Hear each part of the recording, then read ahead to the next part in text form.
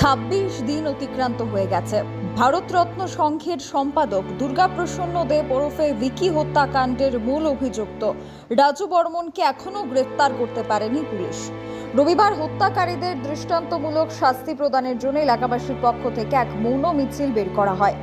ভারতরত্ন সংঘ ক্লাবের সামনে থেকে মৌন মিছিল এলাকাবাসী সহ ভারতরত্ন সংঘের ক্লাব সম্পাদক চন্দন চক্রবর্তীর নেতৃত্বে অনুষ্ঠিত হয়।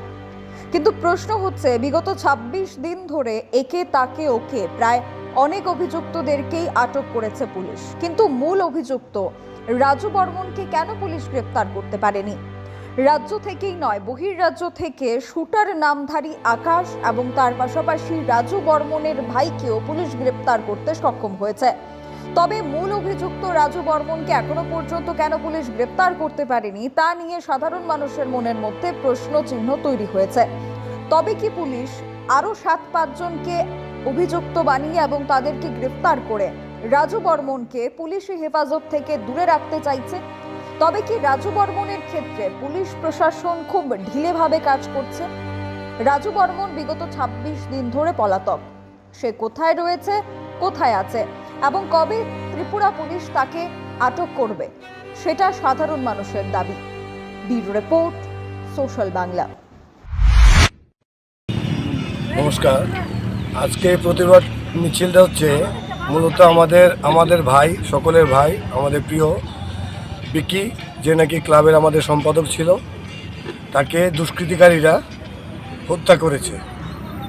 তার প্রতিবাদে আমরা একটা মৌন মিছিল বের করছি, যাতে তাকে চিরতরে আমাদের এই সংঘ থেকে বহিষ্কার করা যায় এবং এলাকা থেকে এরকম দুষ্কৃতিকারী যাতে আর ভবিষ্যতে না আর কোনো দুষ্কর্ম করতে পারে, সেই জন্য এলাকাবাসীর একটা দাবি যাতে তাকে এলাকা ছাড়া করতে হবে। আমরা এতে একটা গণস্বাক্ষর নিচ্ছি এবং অলরেডি অনেকগুলো নেওয়া হয়েছে। সেই গণস্বাক্ষরের মূল উদ্দেশ্যই হচ্ছে তাকে এলাকা ছাড়া করতে হবে। আইন তো আইনের মতো শাস্তি দেবেই এবং আমরা প্রশাসন আমাদের অনেক সাহায্য করছে। প্রশাসনের থেকে আমরা যথেষ্ট আওয়াজও পাচ্ছি। প্রশাসন আমাদের সাথে আছে, উচিত বিচার আমরা আশা করি পাব। জনসাধারণের ইচ্ছা এই ধরনের দুষ্কৃতি যাতে ভবিষ্যতে আর এলাকাতে না ঢুকতে পারে এবং ক্লাবে যাতে না আর ঢুকতে পারে, এই জন্য একটা আমরা গণস্বাক্ষরের আয়োজন করেছি। আমার গণস্বাক্ষর চলছে। এই হত্যাকাণ্ডের সাথে যে 6 জনকে গ্রেফতার করেছে, আর কেউ এমন দুষ্কৃতীরা রয়েছে এবং আরও অনেকে রয়েছে। মেন তো দুষ্কৃতি রয়েছে, ওইটাই আমাদের দুঃখের ব্যাপার এখনো, যে মেন যে রাজু বর্মন সেই তো রয়েছে বাইরে। তাকে আশা করি পেয়ে যাবে। তবে আমাদের এই দুঃখ যে এখনো ও আমাদের ধরাছোঁয়ার, আমাদের পুলিশ প্রশাসনের ধরাছোঁয়ার বাইরে। এই মৌন মিছিল থেকে রাজ্য সরকারকে কি বার্তা দেবেন?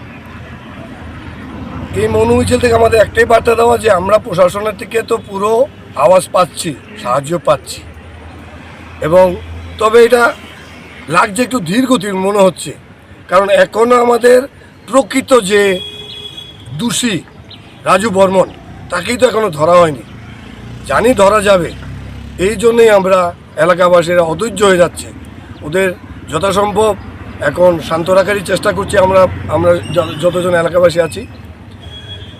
ওরা বলছে একটা নীরব প্রতিবাদ মিছিল করবে, তারই একটা আয়োজন করছি এবং তাদের মুখ্য দাবি যে তাকে ক্লাব থেকে বহিষ্কার করা, এলাকা থেকে বহিষ্কার করা। এলাকা থেকে তো আমার ক্ষমতা নেই একলা বহিষ্কার করতে পারবো। এতে সমস্ত এলাকাবাসী তার একটা গণস্বাক্ষর নেওয়া হচ্ছে। সেই গণস্বাক্ষরটা এখনও চলছে, আপনাদের আমরা দেখাবো। পরিচয়টা? আমি এখন ক্লাবের সম্পাদক Chandan Chakraborty. Step into the realm of Assam Downtown University, where we encourage success, experience the pinnacle of academic excellence, and live your best days.